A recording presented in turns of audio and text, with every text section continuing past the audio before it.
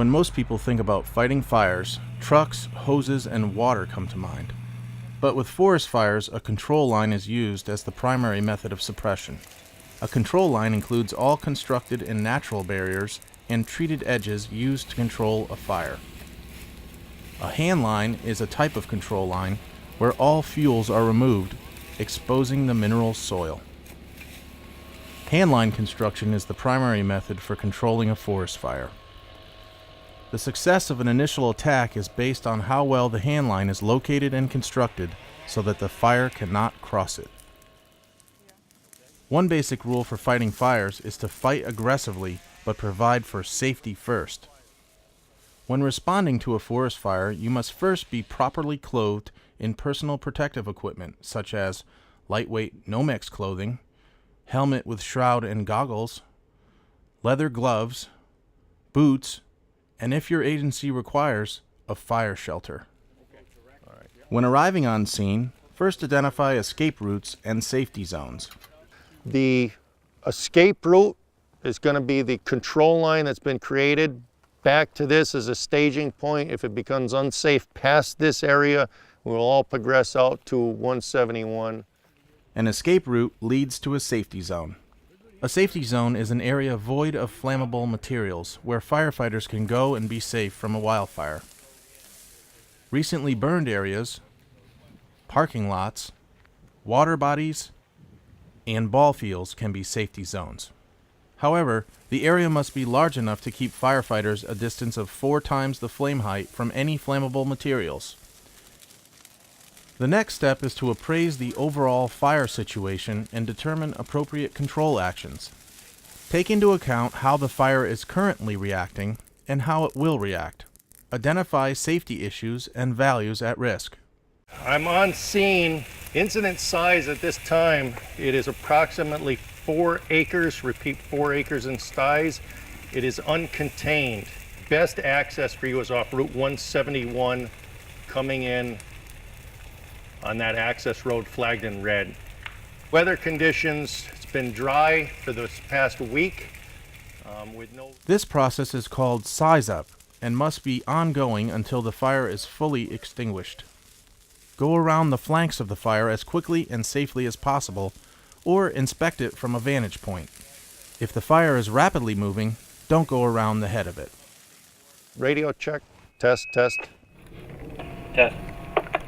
Another important aspect of safety is communications. All personnel responding to the fire should always remain in contact with one another. Handheld radios are the preferred means of communication. Water coming back to? That's affirmative, he's refilling.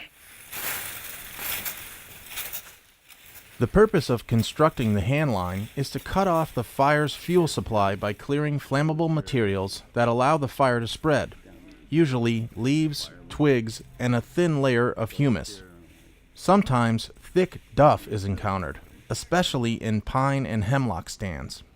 Duff is partially decomposed organic material of the forest floor beneath the litter of leaves, needles, and twigs.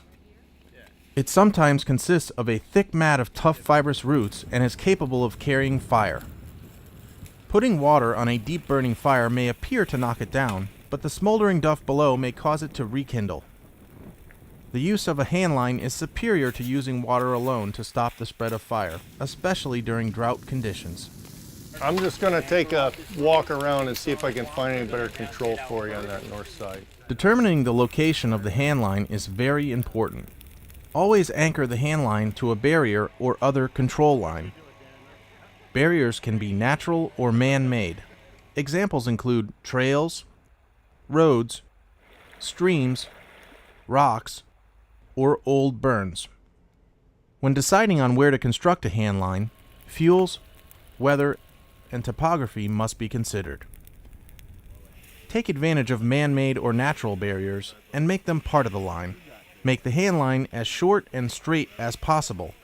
Avoid sharp angles as these tend to intensify the fire activity.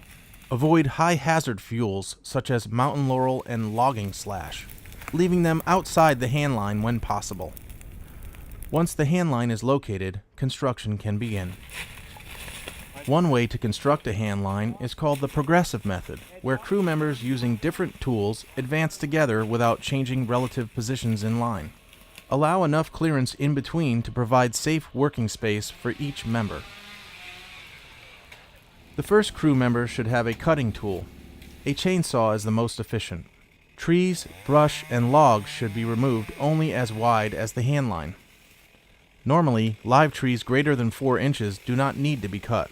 Personal protective equipment is required when using a chainsaw, including eye and ear protection, chainsaw chaps, and protective footwear.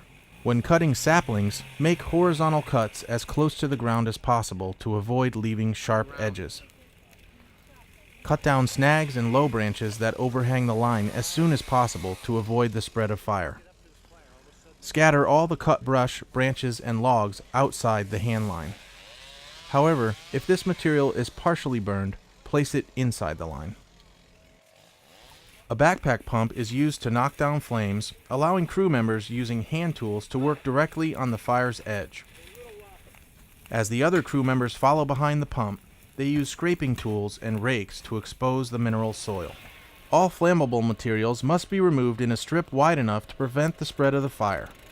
A leaf blower is an efficient tool to remove leaves from the line. Eye and ear protection should be used when using the blower. Direct the blown leaves outside the hand line. A rake also works to remove leaves. A Pulaski efficiently cuts through roots and stubborn duff. Cut duff with a mattock or hoe end. To prevent fire from creeping through dead roots, uncover and remove roots under the hand line. Once the duff has been cut, rakes or Pulaskis can be used to roll the duff back, exposing the mineral soil. The progressive method of line construction utilizes all tools to dig the hand line down to mineral soil. As the crew works and moves along as a unit, each person adds their share to the line as they progress. No passing or crowding is permitted. A safe working distance of at least 10 feet should be maintained between workers.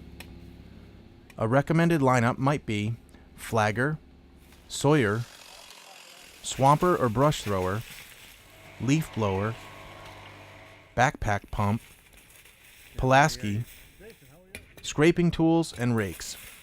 During initial attack, the crew should concentrate on establishing a good hand line and stay out of the interior of the fire. State Forestry, McGuire, command. Go ahead, Command. I'm just walking down your west line. Looks real good, looks like it's holding nice. The hand line should be no wider than necessary. As a general rule, the width of the hand line should be 1.5 times as wide as the dominant fuel is high. The usual width of the hand line cleared by chainsaw is about 3 or 4 feet, but the width of the rake line that follows is seldom half that distance. If you arrive at the fire undermanned, as few as 2 or 3 people can construct a scratch line. A scratch line is an unfinished preliminary control line hastily established or constructed as an emergency measure to check the spread of the fire. Initially, this line does not have to be scraped down to mineral soil to stop a running fire. However, the line should be improved as soon as possible. For a 3-person crew, a recommended lineup might be leaf blower, Pulaski, and rake. Once the fire has been knocked down, work should proceed to improve the hand line that was just dug.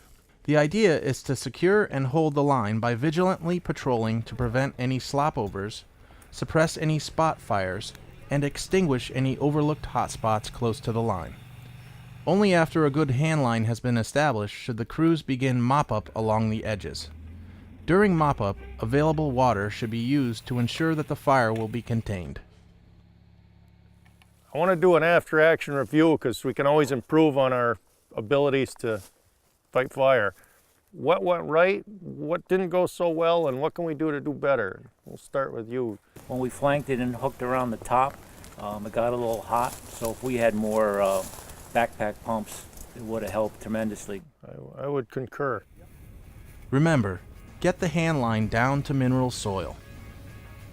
Secure the edge before working toward the inside of the fire.